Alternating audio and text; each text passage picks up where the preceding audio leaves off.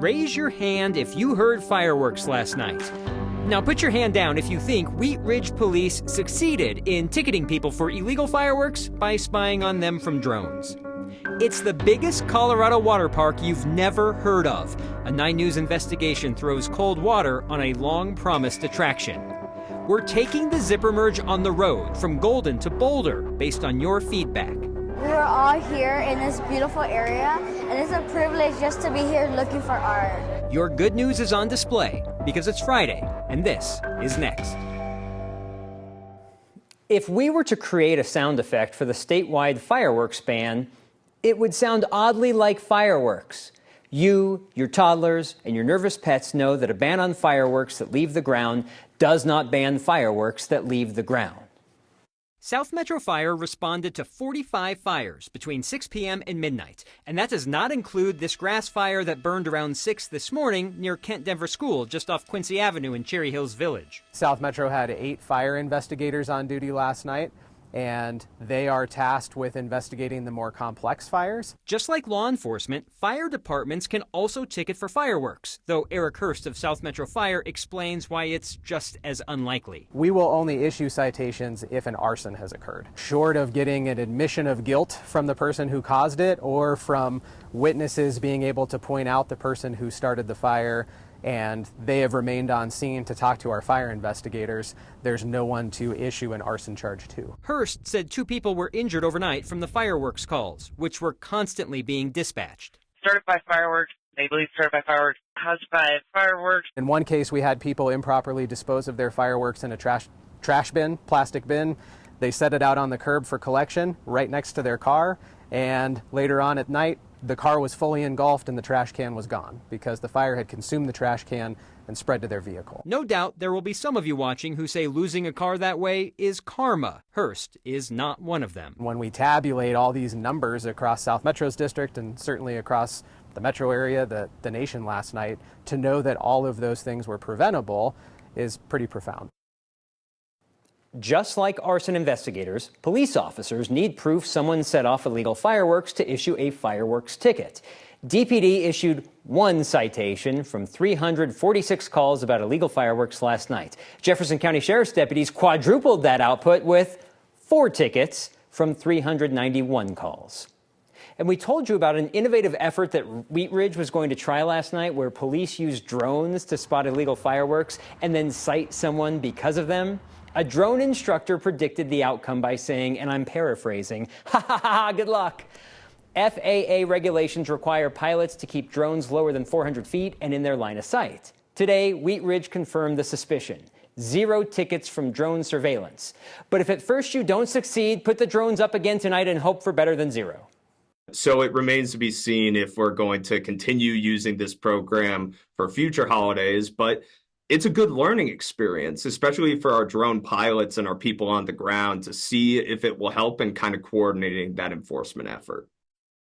Wheat Ridge, I can't say the city's name, Wheat Ridge did issue 2 summons for illegal fireworks in the last 2 days. Neither of those cases, though, were spotted by drone.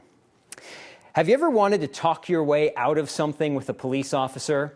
This is reverse. The public has talked police into something. I'm old enough to remember when Denver police was no longer going to pull drivers over for registration violations. I'm old enough to remember that because it was just 2 months ago.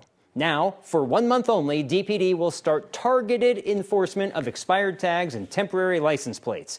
It's based on your feedback. DPD received a high number of complaints about expired tags. Those of you with the 2022 temp tags and the January 2024 registration stickers, you're risking a $95 fine, and you still have to pay the renewal fees.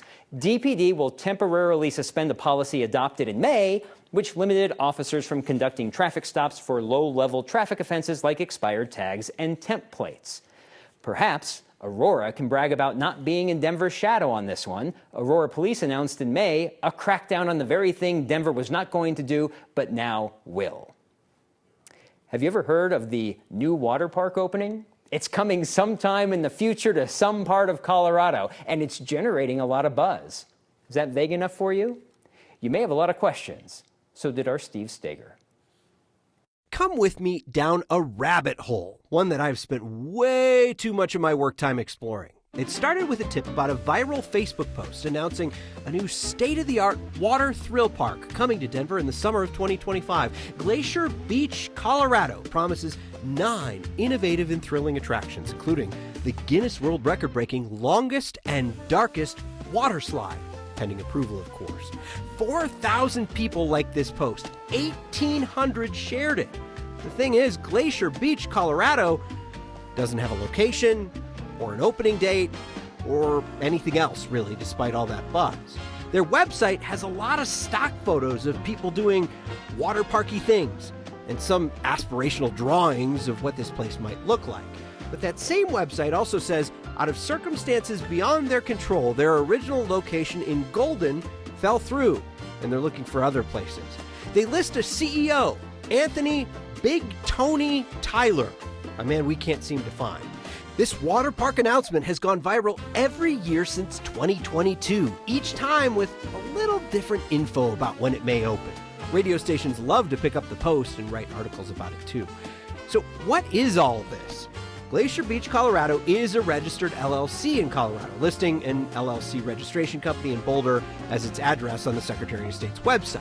Thank you for calling Glacier Beach, Colorado. When I try calling their number, you get a recording. We know you're as excited as a kid in a candy store. And trust us, we are too. When I email, I get these strange verbose responses from their media team, never identifying themselves and never giving much detail at all. They told me that Big Tony is indeed a real person. They just won't tell me who. They say they're working with 2 local jurisdictions to find a new location. Won't say where. And I asked, what do they do to protect information they're collecting from people? They told me they do have a privacy policy. Glacier Beach claims to have 72,000 people on their mailing list, and previous versions of their website included a store with Glacier Beach merch and a spot where people could reserve tickets. When I started asking questions, they oddly followed me on Facebook and commented on a picture of my kid, saying that he'll be ready to visit once it finally opens. Several years out, stay tuned. Super weird. That privacy policy specifically says, excuse me, that they will protect users' data shared with them, but they may share it with third-party service providers who help them run their website, conduct business, serve you, all that jazz. They just ask that those businesses keep those things confidential. Now, who stands behind that privacy policy? We can't find him. Big Tony does. Big Tony, is Big Tony a real person? I thought I had a number for Big Tony today. I texted Big Tony, who I thought was Big Tony. You're going to look Big Tony. He said he was going to call the cops on me. So, I don't know. What was that about? Don't know. No, not for this. Just committing an act of journalism. My wife and I love that penguin gif that ended up on your Facebook page, but kind of creepy that they're coming to your kid's post on your Facebook page to comment. I guess it's a way to keep me working on the story. One day my kid might be able to go to this nondescript water park. Northern Colorado is all that they say. Where could that be? Well, what do you think that 3-tiered roller coaster of sorts with an eagle and a mountain in the background? What kind of ride is that supposed to be? I don't know. And how do you get water up that far? If that's a water park ride and you're up, none of it really makes too much sense. I'm just trying to figure, there's got to be something there. And this thing, people just accept it, that it's coming. And they're like, oh, get excited for the water park. I do have a thing for water slides and water parks, so it is a soft spot. So we got to get to the bottom of this. We should. Okay. We're working on it. Thank you, Steve. Yep. When can or cannot Excel be sued because of an injury? The Colorado Supreme Court will soon decide. The answer could end a years-long legal battle between Excel and a landscaper who says he was electrocuted by a power line while stringing up Christmas lights. Excel has long tried to avoid liability in a lawsuit from a landscaper who claims he was paralyzed while hanging Christmas lights on a tree at a Lakewood home. He claims nearby Excel lines electrified the tree, shocking him and causing him to fall from a ladder. Attorneys for Excel argued the utility's terms of service make the company immune from, quote, injury to persons in close proximity to their lines, whether they're customers or not. The state Court of Appeals, that is, ruled against Excel, ruling that such broad immunity protections would need authorization from state lawmakers.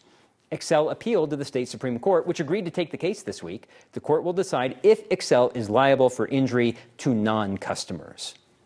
Colorado's newest congressman is set to be sworn in next week, and you're thinking, hang on, last week's election was just a primary to pick candidates for each party. And while true, there was also that special election in Congressional District 4. Republican Greg Lopez will head to D.C. temporarily. Lopez won the special election to fill the last 6 months of Republican former Congressman Ken Buck's term.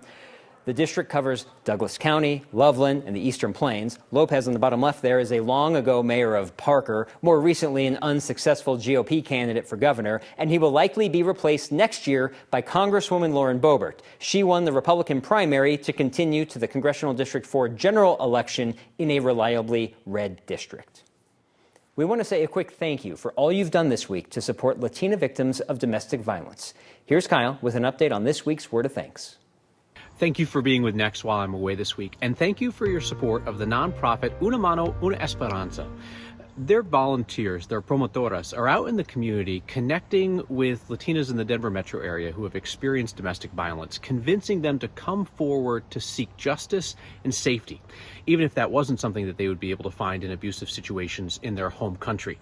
They meet with them before they go into the criminal justice system, advocate alongside them through that process, and then help them get set up with stable, safe lives on the back end of the criminal justice system. Scan the QR code on your screen or text the word thanks to 303-871-1491 to join me and a whole bunch of other Coloradans in supporting the work of Una Mano, Una Esperanza to keep women in our community safe. Pitbulls might need to learn how to bend their backs in an awkward motion because they're in limbo. First banned by voters, then allowed by council, now a new wrinkle in the breed's legality. And we end the week with our favorite Friday question. What's your good news? Next.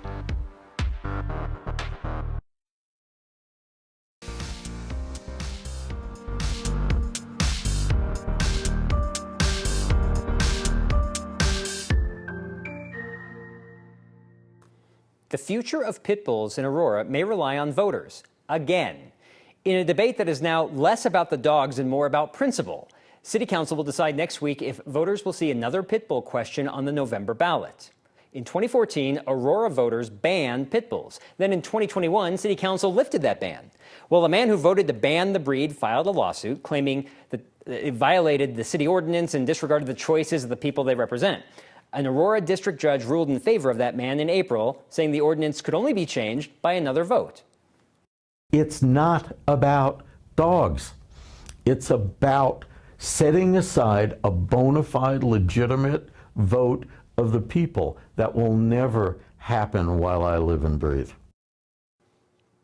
Well, City Council will consider the ballot issue at Monday's meeting. If they choose to put it on the November ballot, Aurora estimates it'll have to pay nearly $300,000 because it's a special city election question.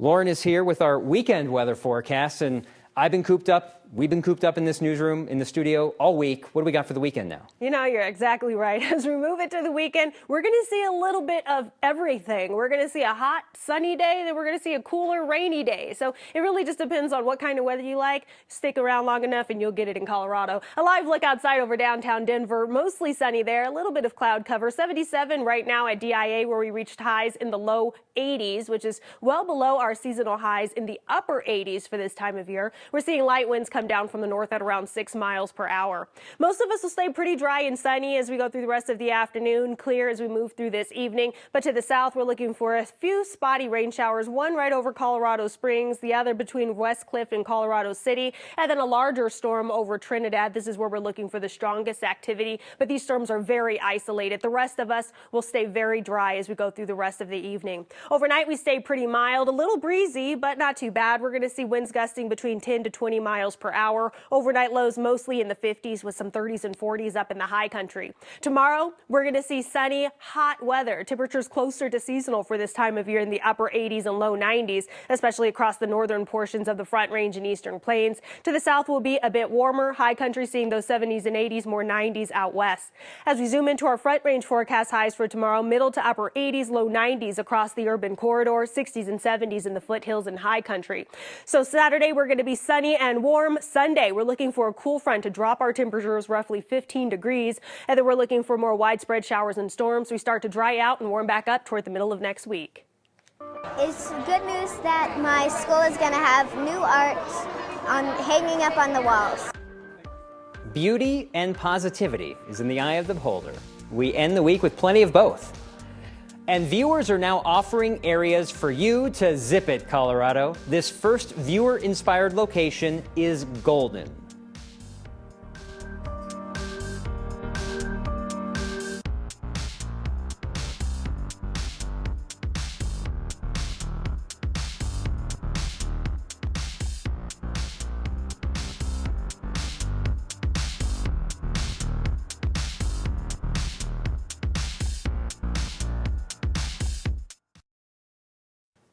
If there is one thing that will fire off more debate than the firing of illegal fireworks, perhaps it is roll it, our effort to get you to be kind, to be welcoming, to be willing to zip it, Colorado.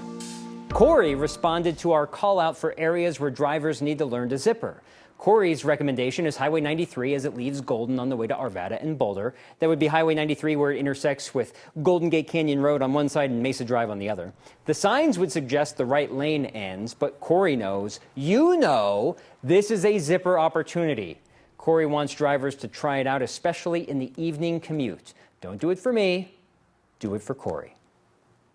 Going to the Cherry Creek Arts Festival, which is loads of fun, is a lot more fun when you have $500 burning a hole in your pocket, like the students turned art buyers that we walked around with asking our favorite Friday question, what's your good news?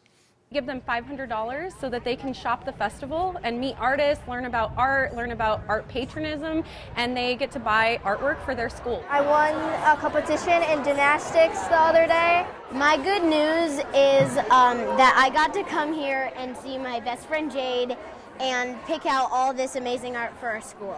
My good news is that I get to come down from a pretty far place to come see my friends and my art teacher for this very special event. My good news is that I got to see my best friend one last time. It's good news that my school is going to have new art hanging up on the walls. My good news is getting to see my favorite teacher and getting to pick out art and having fun at an art festival. My good news is our cool henna. Friendship.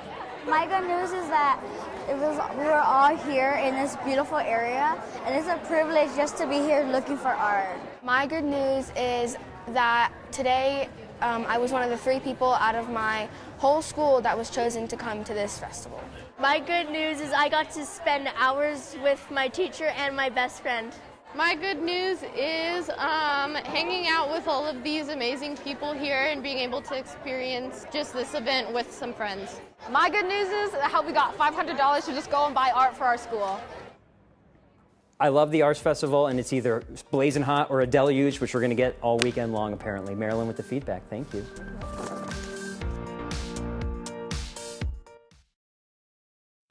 Felton kicks off our feedback with the content of the show. Marshall, you should raid Kyle's closet for a more colorful jacket. That had nothing to do with the content. Susan in Thornton called last night the worst she's ever had in her neighborhood and that we should drop the zipper merge thing and do something about illegal fireworks. Chuck writes in, the reason zippering doesn't work is because we have people that put hot fireworks in their trash and it burns up the car they would zip in. God, that's a truth bomb, Chuck. I got nothing on that one. We'll see you Monday. I'll be back when we zip again.